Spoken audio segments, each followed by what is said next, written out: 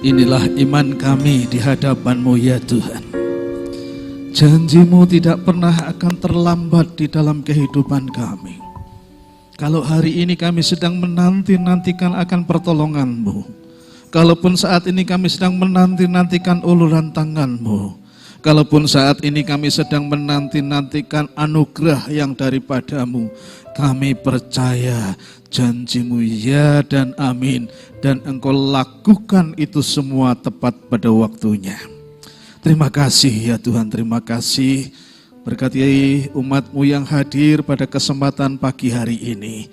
Kiranya anugerah pertolongan, kasih dan kemurahan Tuhan Engkau nyatakan kepada umat-Mu yang boleh hadir di tempat ini bersama-sama untuk menikmati kemuliaan Tuhan. Terima kasih ya Bapa. Sebentar kami mau dengar akan sabda-Mu. Mari Tuhan, Engkau yang bicara kepada kami, Engkau yang membukakan rahasia firman Tuhan. Bahkan hari ini kami boleh menemukan sesuatu yang baru yang datangnya dari Tuhan sendiri. Urapi hamba-Mu yang akan sampaikan pesan-Mu pada siang hari ini. Kiranya kasih kemurahan, bahkan pengurapan dari tempat yang maha tinggi Engkau nyatakan pada hamba-Mu. Sehingga apapun yang hamba-Mu sampaikan pada siang hari ini, kami percaya itu semua untuk memberkati kami. Tutup bungkus kami dengan kuasa darah-Mu, sehingga hari ini Tuhan, ketika kami pulang dari tempat ini, kami terima berkat yang luar biasa yang dari Tuhan. Di dalam nama Tuhan Yesus Kristus, kami pohonkan doa kami untuk firman Tuhan siang hari ini. Haleluya. Amin. Shalom Bapak Ibu sekalian. Shalom Bapak Ibu sekalian. Sehat nggih? Amin. Iya, puji Tuhan, saudara. Nah, di ibadah yang kedua ini, enggak usah perkenalan ya, tadi sudah. Saya ingin mengajak kepada kita sekalian, saudara sekalian, karena saya diberi judul Jangan Mudah Teralih, Fokus Hidup pada Yesus. Maka hari ini, saat ini saya ingin mengajak kita sekalian, bagaimana sih caranya supaya kita ini hidup kita fokus kepada Yesus, kita tidak bisa menyimpang ke kanan dan ke kiri yang pada akhirnya kita menemukan hati Tuhan. Nah, kalau tadi pagi saya ingin menyampaikan bahwasanya kalau Bapak Ibu sekalian membaca kitab suci, maka di situ sebetulnya ada analogi atau penggambaran bahwasanya antara Tuhan dan gerejanya, Tuhan dan umatnya itu dianalogikan atau digambarkan sebagai proses pernikahan. Lalu kemudian dari situ saudara sekalian ada tanggung jawab yang harus kita lakukan sebagai umat dalam rangka menanti-nantikan Tuhan. Nah, proses menanti-nantikan Tuhan inilah saudara-saudara sekalian yang tidak gampang, yang tidak mudah, dan sampai hari ini terbukti banyak orang Kristen yang dulunya setia luar biasa, yang dulunya adalah orang-orang hebat, tapi di akhir hidupnya banyak mereka yang meninggalkan Tuhan. Nah, oleh sebab itu pada kesempatan siang hari ini saya ingin mengajak kepada kita sekalian, mari kita fokus pada satu hal, yakni bagaimana hidup kita itu selalu ada dalam track Tuhan, selalu ada dalam pimpinan Tuhan, bahkan hidup kita ini selalu ada dalam pimpinan dan penyertaan Tuhan. Mari kita buka Matius pasal yang ke-25, sebagaimana ayat nas kita, saudara-saudara sekalian. Langsung saja firman Tuhan berkata, pada waktu itu hal kerajaan surga seumpama 10 gadis. Bukan 5, bukan 7, bukan 12. Kenapa 10? Angka, kalau saudara mengerti tentang Alkitab, di situ mempunyai makna. Mulai dari angka 1 sampai angka yang 10. 10 itu adalah angka yang sempurna, tapi di sini ada pembagian.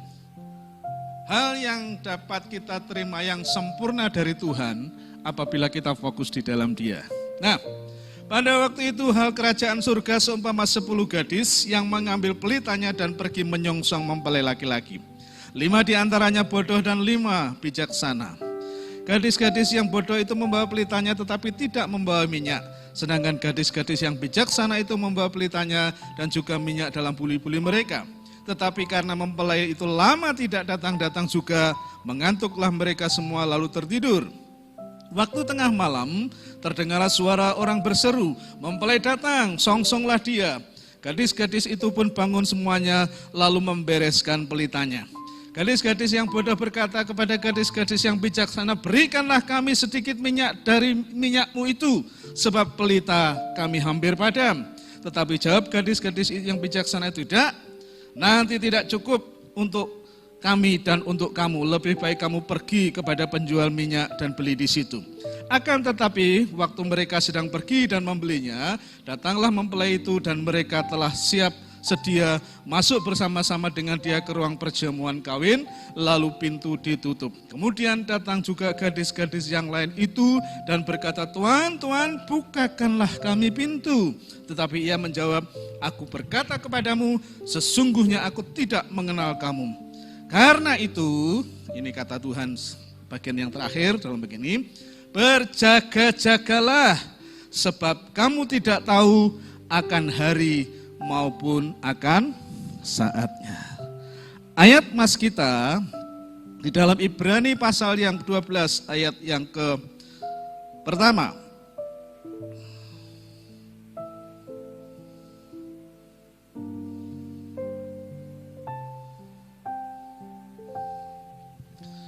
Firman Tuhan berkata, karena kita mempunyai banyak saksi bagaikan awan yang mengelilingi kita, marilah kita menanggalkan semua beban dan dosa yang begitu merintangi kita.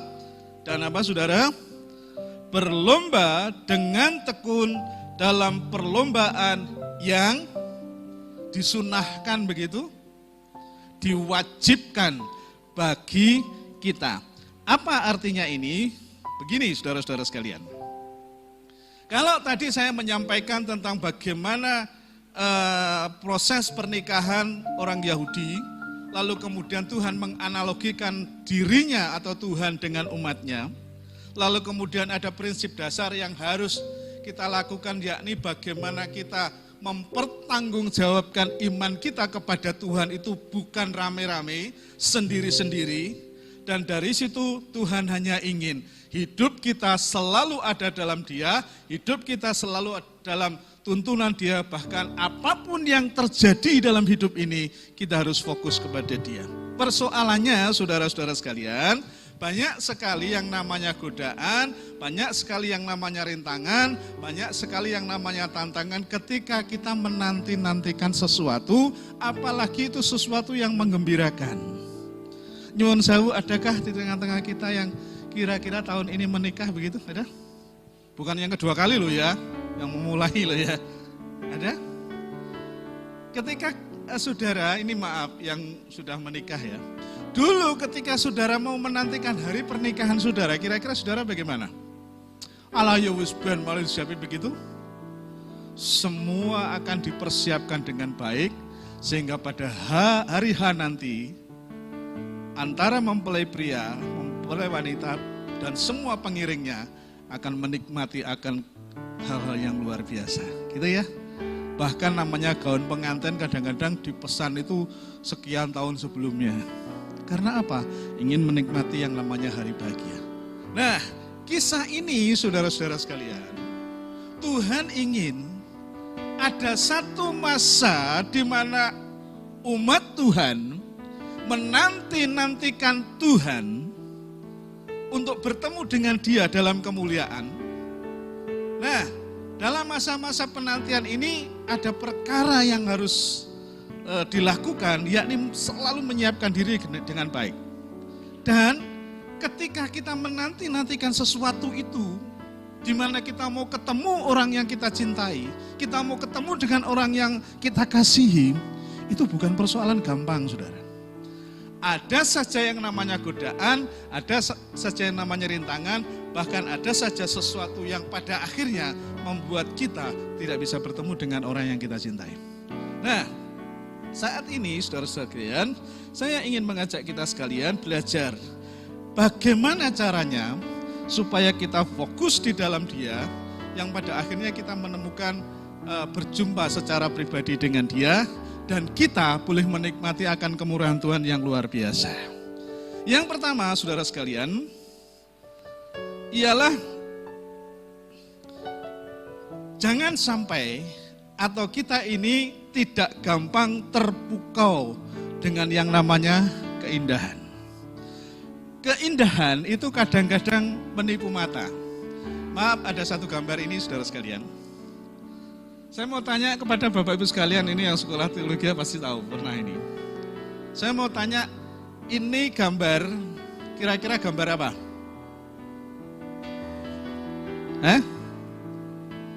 Seorang wanita, betul? Sepakat nggih, seorang wanita nggih?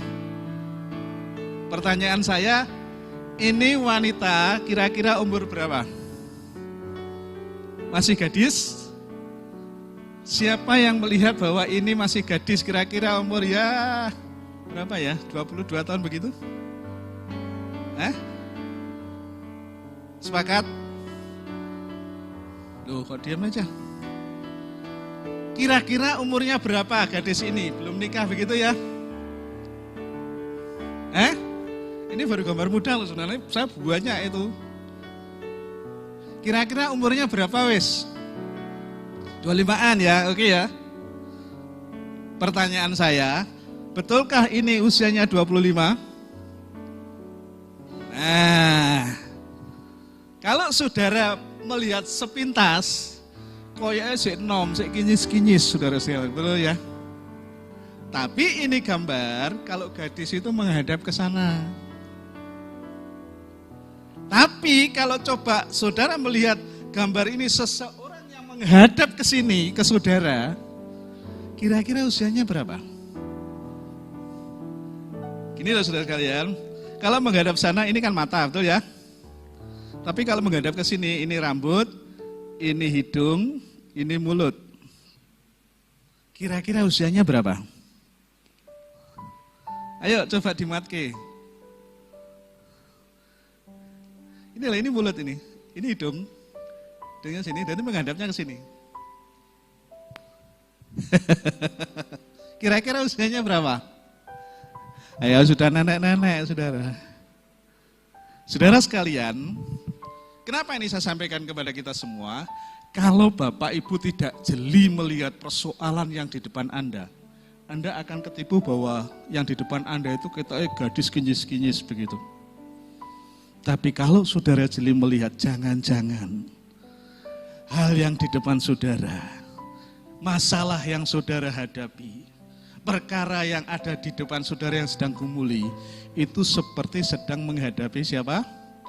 Nenek-nenek tua yang cerewetnya minta ampun, yang bawelnya minta ampun, opo-opo salah, dan segala macam, kan ketemu begitu lah. Ini yang namanya jangan sampai kita ini tidak gampang terpukau dengan yang namanya keindahan. Nah, dalam bagian ini saudara sekalian, Hawa dalam Alkitab itu yang didiskreditkan bahwa sebagai pemula jatuhnya manusia, itu ya karena perkara keindahan ini. Jadi kalau saudara membaca kitab suci dalam Kejadian, kenapa kok yang disebut Hawa yang jatuh makan itu? Karena Hawa itu tertarik dengan sesuatu yang indah. Dan kalau hari ini saya coba tarik dalam kehidupan sekarang, saudara sekalian, maaf permisi kata, nyuwun sewu ibu-ibu, yang suka keindahan ini, entah itu natural atau bagaimana, sebagian besar adalah kaum Hawa.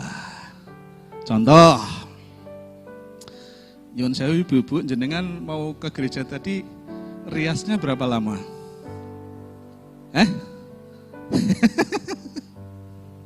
Enek sing 2 jam. Itu baru mau ke gereja. Kalau mau ngantena kira-kira berapa lama? Wah, bapak-bapak apakah juga begitu? Oh, enggak.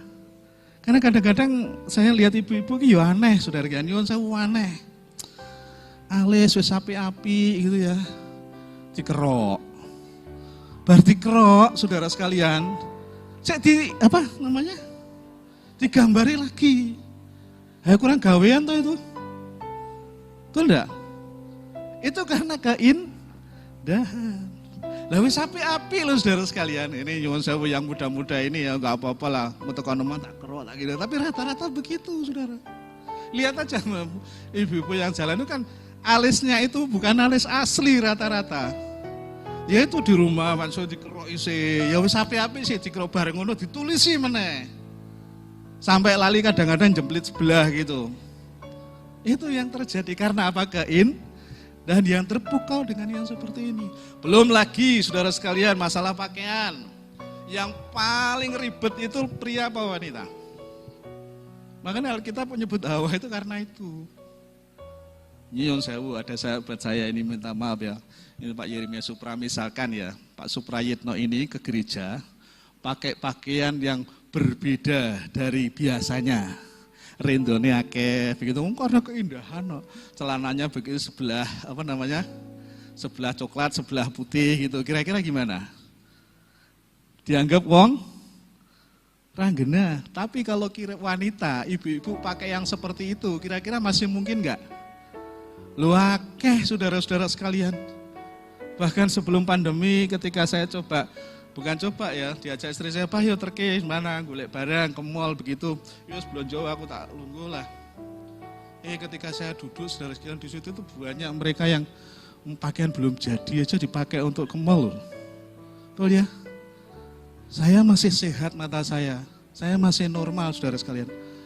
Lihat-lihat yang begitu ya kadang-kadang yang mikir saudara sekalian. Wong kudune disimpan malah diumbar, itu ya. Didelok dosa, ora didelok barang api, terus piye coba? Ibu-ibu, kayak kaum muda, tolong dalam hal ini jangan buat kami pria itu lebih berdosa karena begitu, karena keindahan itu ya. Ini pesan saya, karena keindahan. Lalu kemudian saudara sekalian, masalah tas. Tas itu biasanya pria jenisnya banyak atau enggak? Yang suka bawa tas gede ibu-ibu apa pria? Makanya apa itu? Kemana-mana kan sukanya bawa tas besar, betul ya? Terus isinya apa? Saya tuh suatu kali pernah iseng-iseng buka tas istri saya. Sebulan isinya tisu, terus dompet iki yo kok ora kandel gitu loh. Dan yang lebih aneh, saudara sekalian, lebih aneh nyuwun sewu ya. Ketika berangkat kondangan iki tase enteng, mulai kok dadi abot. Kenapa? Itu karena awalnya cuma pengen nenteng tas bagus gitu ya. Tapi pulang kok rodok gini saudara sekalian. Ya untung aja yang punya mantu enggak takut loh jajanku kok hilang begitu ya. Itu masalah keindahan. Lalu kemudian saudara sekalian, Hawa pada waktu itu hanya fokus kepada satu pohon. Padahal dia ada di tengah-tengah pohon-pohon yang lain yang lebih indah. Dari hal ini saudara sekalian, banyak orang itu hanya fokus kepada hal tertentu, lupa bahwa Tuhan ciptakan segala sesuatu yang ada di tengah-tengah kehidupan kita itu luar biasa. Dan dari sini saudara, karena hanya fokus dari satu hal itu aja, menyebabkan dia terjatuh di situ. Karena itu pada poin yang pertama ini saya ingin mengajak kita semua saudara-saudara sekalian, mari jangan kita gampang terpesona dengan yang namanya keindahan atau tipuan mata di tengah-tengah dunia. Lihatlah dengan jeli, bandingkan dengan firman Tuhan, lalu di situ saudara-saudara sekalian kita mengambil satu tindakan yang tepat. Lalu berikutnya saudara sekalian, kenapa kita jangan terpukau dengan yang namanya keindahan supaya hidup kita fokus dengan Tuhan? Jika kita hanya melihat keindahan, maka ujung-ujungnya akan tertipu. Seringkali saudara-saudara sekalian, ketika kita berhadapan dengan sesuatu, lalu kemudian kita ketemu dengan masalah, ya, awalnya tak bagus, tapi ujung belakangnya itu mengerikan sekali. Satu ilustrasi begini, saudara. Suatu kali, siapa yang di sini pernah pegang komputer? Ada wallpapernya toh? Betul ya, ada wallpaper. Nah, suatu kali ada seorang manusia yang mati, kemudian ketemu karo si iblis. Iblis, dhisik sing gambar sing mbok tukoh ngaku apik-apik, ternyata ketika aku kesini kok ketemune koyo ngene. Lah yang saya tunjukkan kepadamu dulu kan hanya wallpapernya, jeroannya kan kamu tidak tahu. Akhirnya tertipulah dia dan dia ada di neraka. Artinya apa? Begitu saudara melihat hal yang di depan, saudara harus juga lihat yang di belakangnya. mata uang itu tidak berlaku kalau belakangnya polos, saudara. Betul tak? Sama dalam kehidupan kita.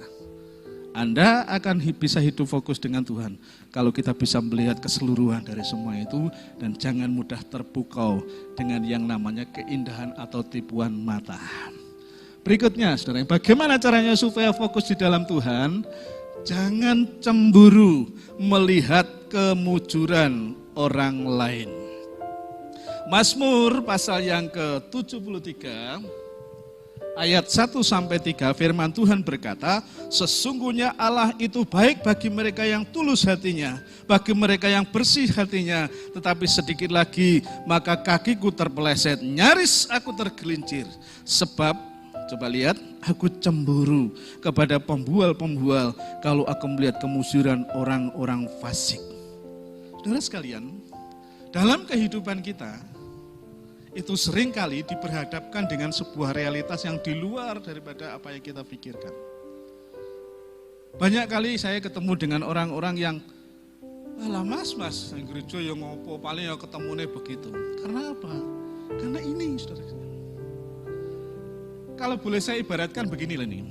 Kalau ini mesbah ya, kalau dulu sih namanya tabut, ini Tuhan di sini. Tangannya pegang tabut Tuhan, hidupnya ada di dalam Tuhan, tapi matanya itu melirik kepada dunia. Kalau saudara lakukan itu, saya percaya saudara akan melihat realitas yang berbeda. Jari ini hidup di dalam Tuhan diberkati, jari ini begini, karena saudara melihat dunia.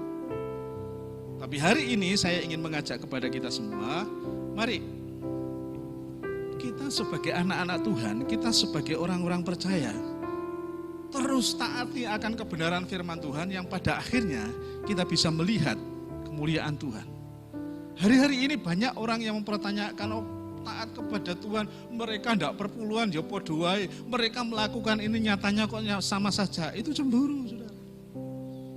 Tapi ingat, firman Tuhan selalu berkata, kalau kita setia sampai pada akhirnya, maka di situ Tuhan kerjakan sesuatu yang luar biasa. Nah, gadis-gadis yang bijaksana itu lakukan yang terbaik, yang benar, yang pada akhirnya dia bisa masuk bertemu dengan mempelai pria. Dalam kehidupan kita juga sama, saudara-saudara sekalian. Problemnya adalah jangan sampai dalam hidup kita itu hanya mempertanyakan soal ketaatan. Dalam pengertian begini, mereka yang tidak lakukan kok diberkati, ternyata aku yang kok seperti ini. Itu realitas. Ya. Karena itu saudara sekalian, solusinya adalah sederhana. Allah itu Tuhan yang memberi upah.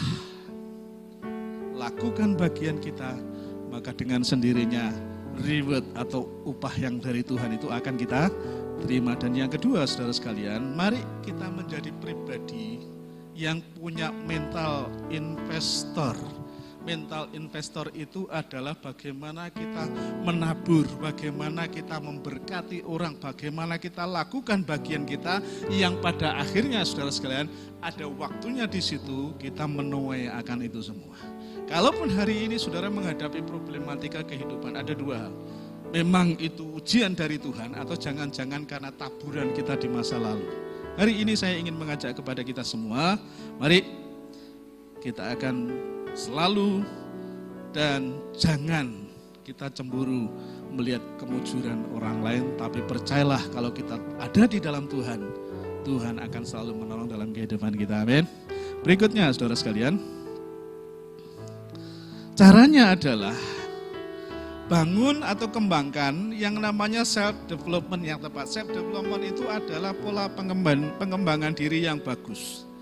Roma 12 ayat yang kedua sebagai ayat dasar kita, janganlah kamu menjadi serupa dengan dunia ini, tetapi berubahlah oleh pembaharuan budimu, sehingga kamu dapat membedakan manakah kehendak Allah, apa yang baik, yang berkenan kepada Allah. Problemnya adalah, pada dasarnya manusia itu sulit menerima hal-hal yang baru, apalagi untuk berubah, terutama masalah karakter. Sampai ada istilah Jawa bilang, nek watuk iso diobati, nek watak ora iso diobati. Mengapa terjadi seperti itu? Karena memang pada dasarnya manusia itu berubah sulit. Contoh, siapa di sini yang terbiasa bangunnya siang, nyuwun sewu? Bangun biasanya tangi turu karena tidak ada sesuatu ya jam itu, jam 09.00 begitu. Terus biasa gitu. Ada? Saya sering saudara sekalian, dulu Tapi dari biasa bangun jam 8, jam 7 dirubah, ini cuma tangi turu loh saudara, yang bangga apa? Dirubah menjadi biasa bangun jam 5. Kira-kira gampang apa susah? Mengapa? Nah, karakter tadi. Pada dasarnya orang itu untuk dirubah itu susah sekali. Ya. Dan di sini sebetulnya kalau ada didikan Tuhan, kalau istilah saya ya, kalau ada sesuatu yang memang Tuhan menginginkan kita berubah, ya berubahlah. Saya dari Jawa Timur, saudara sekalian. Bicara saya Banyuwangi pisan. Ngomongnya dulu kuasar, ini saya udah kasar ya, bukan kasar ya, kuasar gitu ya. Sudah begitu. Dan berangkat dari kelompok radikal pisan. Ya nyuwun sewu lek misuh-misuh dulu biasa. Tapi ketika saya di dalam Tuhan gak bisa ini. Saya harus merubah diri. Nah, karena itu saudara sekalian, ya, solusinya adalah mari kita menjadi pribadi yang teachable. Betul ya, betul teachable gini ya tulisannya ya, terdidik loh. Yang gampang dididik oleh Tuhan. Nek dielengke ya manut, itu namanya teachable. Tapi berapa banyak anak-anak Tuhan, orang-orang Kristen, kita diingatkan oleh firman Tuhan. Itu bukan dengan rendah hati berkata, ya aku salah. Tapi justru berkata, ngopo ora iso ngene. Oh aku ngene yo ngene. Hari ini saya ingin mengajak kepada kita sekalian. Jangan sampai kita dibilang oleh Tuhan kamu bodoh. Karena apa? Tidak mengerti dan tidak mau dididik oleh Tuhan.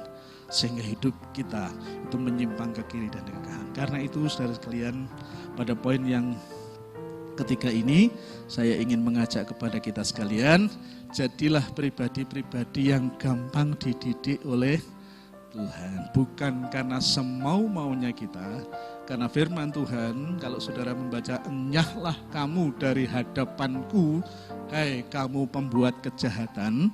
Pembuat kejahatan itu adalah orang, kalau boleh saya bilang, itu orang yang sakarepe dhewe. Ora manut aturan, jadi hukum yang berlaku itu diabaikan begitu saja. Gambarannya begini, saudara. Nyuwun sewu, ada yang penjahit di sini, bukan penjahat ya, penjahit. Ada? Ada. Tapi pernah menjahitkan? Pernah. Kalau saudara menjahitkan baju, kira-kira penjahit itu manut jenengan atau jenengan manut penjahit? Penjahit harus manut kita, betul ya? Nah, tapi misalkan begini, suatu kali saya ini diberi kain badai yang bagus sekali, mungkin harganya ya 150 juta begitu misalkan ya. Lalu kemudian saya datang kepada penjahit profesional yang sudah bagus, Mas, aku tolong menjahit ke baju ini. Belum lagi saya bicara bentuknya seperti apa, ukurannya seperti apa, lalu kemudian ini nanti kira-kira dipantesnya dipakai apa. Si penjahit itu langsung dia kerjakan sesuai dengan pikirannya, dipotong, ditambah dengan manik-manik dan segala macamnya, saudara-saudara sekalian. Lalu kemudian dari situ dikembalikan ke kita. Kira-kira jenengan bangga apa ngamuk? Tuhan itu begitu loh saudara. Sering kali atau banyak kali ketika kita diperintahkan sesuatu, kita tidak kerjakan apa maunya Tuhan, kita kerjakan maunya kita sendiri. Sehingga kita berdoa dan kita kembalikan kepada Tuhan, berkata, enggak, aku enggak mau yang begitu. Enyah kamu dari hadapanku. Ngerti ya saudara sekalian? Maka self development, pembangunan diri itu penting, perkembangan hidup kita harus kita jaga terus. Membangun diri itu begini loh saudara sekalian. Kalau saudara waktu kecil punya anak ya, punya cucu, kira-kira dipakai baju yang aneh-aneh gitu seneng ya, delok ya, lucu ya. Siapa yang punya adik kecil, perempuan, ditukokke rok dari yang rendo-rendo gitu kan seneng ya.